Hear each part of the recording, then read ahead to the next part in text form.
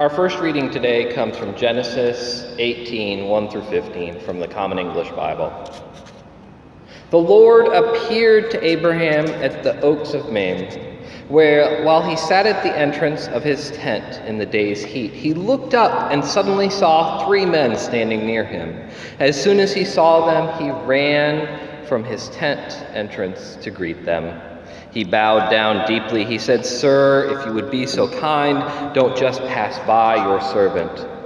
Let a little water be brought so that you may wash your feet and refresh yourself under the tree. Let me offer you a little bread so that you will feel stronger. And after, you may leave your servant and go on your way, since you have visited your servant." They responded, "Fine, do as you have just said." So Abraham hurried to Sarah at his tent, and he said, "Hurry, knead 3 seahs of the finest flour and make some baked goods." Abraham ran to the cattle. He took a healthy young calf and gave it to a young servant who prepared it quickly. Then Abraham took butter, milk, and the calf that he had prepared and put the food in front of them and stood under the tree near them as they ate. They said to him, "Where is your wife Sarah?" And he said, "Right here in the tent." One of the men said, "I will definitely return to you about this time next year. Then your wife will have a son." Now Sarah was listening at the tent behind the door. Now Abraham and Sarah were both very old. Sarah was no longer menstruating, so Sarah thought to herself and laughed, "I'm no longer able to have children, and my husband's old." The Lord said to Abraham, "Why did Sarah laugh and say, 'Me give birth at my age'? Is anything too difficult for the Lord? When I return to you about this time next year, Sarah will have a son." Now Sarah lied and said, "I didn't laugh because she was frightened." But the Lord said, "No, you laughed." Thus ends the first reading. The second reading comes from Matthew 9:35 through 10:8. Jesus traveled among all the cities and villages, teaching in their synagogues, announcing the good news of the kingdom, healing every disease and every sickness.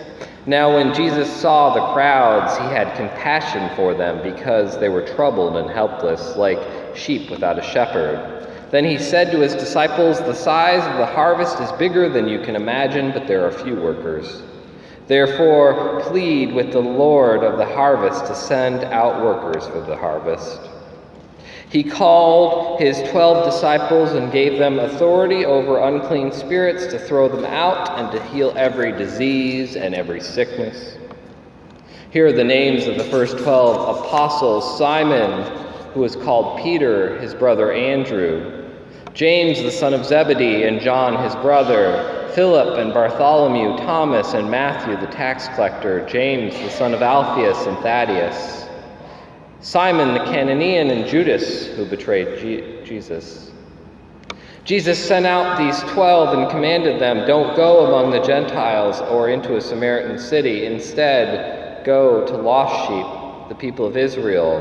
As you go, make this announcement: the kingdom of heaven has come near. Heal the sick, raise the dead, cleanse those with sick diseases, and throw out demons. You received without having pay, therefore give without demanding payment." The word of God for the people of God.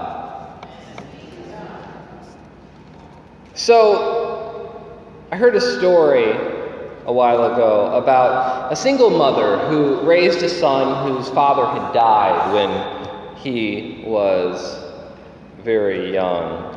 He had no recollection of his father, and her question on Father's Day was, "What do I tell him as he's expecting his first Father's Day? What do I tell him what a father does?"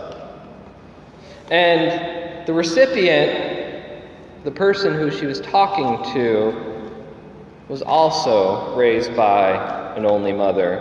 So she had to think about her own life, about her husband. What do fathers do? As far as they both could observe, fathers brought around the car when it rained, so everybody stayed dry. They took the family picture, so that was the reason why they were never in them. They carved the turkeys on Thanksgiving, weren't afraid to go in the basement, mowed the lawn, tightened the clothesline. It wasn't until the writer was married and had children that they saw what a father really did, what they did to deserve the child's respect. They saw the things that they didn't do, yes. Sometimes they didn't feed them because they got home late. Sometimes they didn't change enough diapers, didn't have time to play ball. But what he did do was he threw them higher than his head until his arms were weak and the child was laughing hard. He cast the deciding vote on the puppy debate. He listened more than he talked. He let them make mistakes. He allowed them to fall from their first two-wheeler without having a heart attack. He read a newspaper calmly while they were learning how to parallel park. If I had to tell someone's son what a father really does that's important, it would be that he shows up for the job in good times and bad times. He's a man who's constantly being observed. They learn from a father how to handle adversity, anger, disappointment, and success.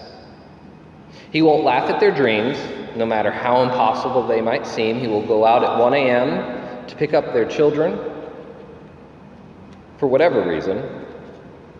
He will make unpopular decisions and stand by them. When he's wrong and makes a mistake, he'll admit it.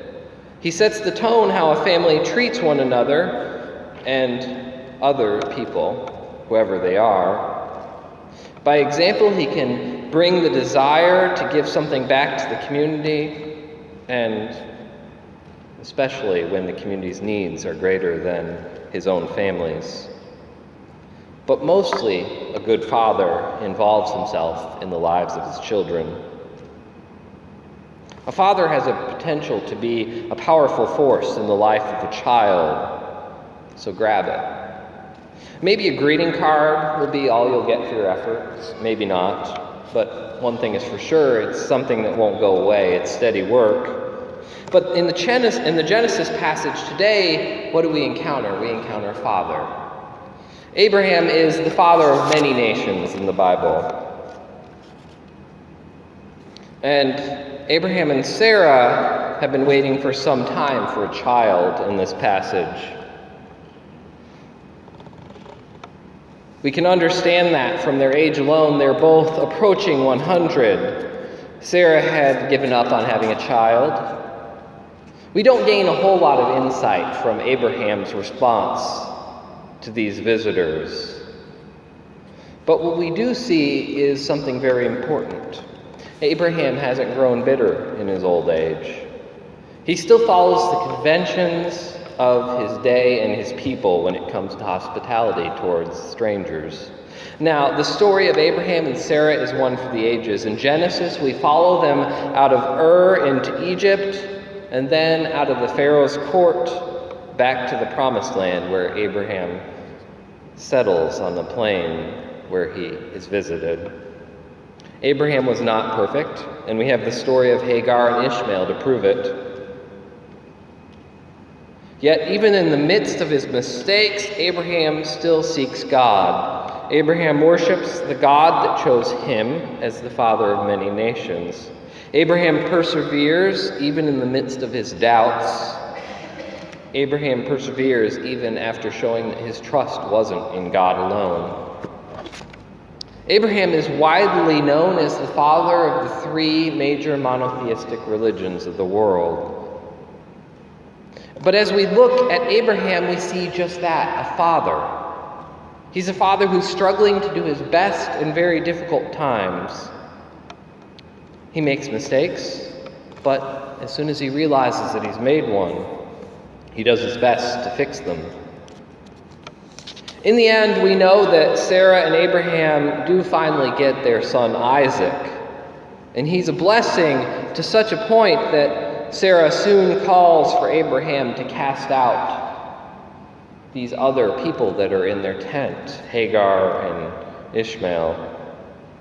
And Abraham does so. And as Hagar and Ishmael are about to die, God provides for them. Later, Abraham would also be tested regarding the life of his son Isaac, but that's a story for another day, isn't it?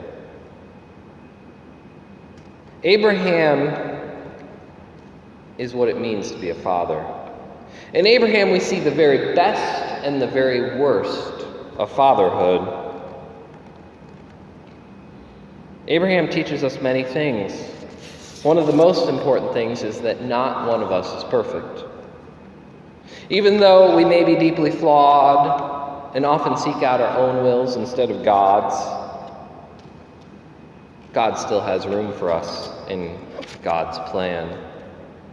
Looking back on all the wonderful times that I've had with my daughter Leela, it's easy to think about all the fun that we've had together and the happiness that we've brought to each other.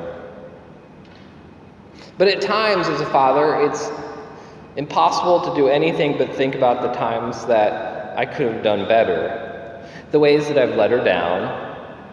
The ways that I've made her cry. Yet I'm sure if Leela were here today and I were to ask her about those times, she couldn't think of one of them. That's the wonderful thing about being a parent. Each new day is an opportunity to shape your child. Each new day is an opportunity to transform into what you would like your child to see you as. On this Father's Day, I challenge you to think about Abraham and the many other fathers in Scriptures. I guarantee that not one of them is a perfect specimen. The same is true for each of us, man, woman, child, married, single, whether you've ever been a parent at all. We're all works in progress. But that doesn't mean that we can't change the world. The first step towards doing that is getting involved. Will we get anything in return? Probably not. Maybe a greeting card. However, each life that we touch has ripples into many others. After all, where would the world be if someone hadn't sat down with Alexander Graham Bell and Nikola Tesla and showed them the wonderful world of science? Or where would the world be if someone hadn't sat down the Bronte sisters and handed them a writing utensil and said, "You can do anything"? Imagine a world where folks only cared for themselves and wouldn't even lend a hand to their neighbor in need. We're called to live by example for a reason, because when you reach out to a child, you change the world. When you lift up those who have fallen, you make a difference in this indifferent world. Now, the wonderful thing is if you fail one day, you can forget about it, because tomorrow is a clean slate, a fresh opportunity to change the world. Let's get to it. Amen.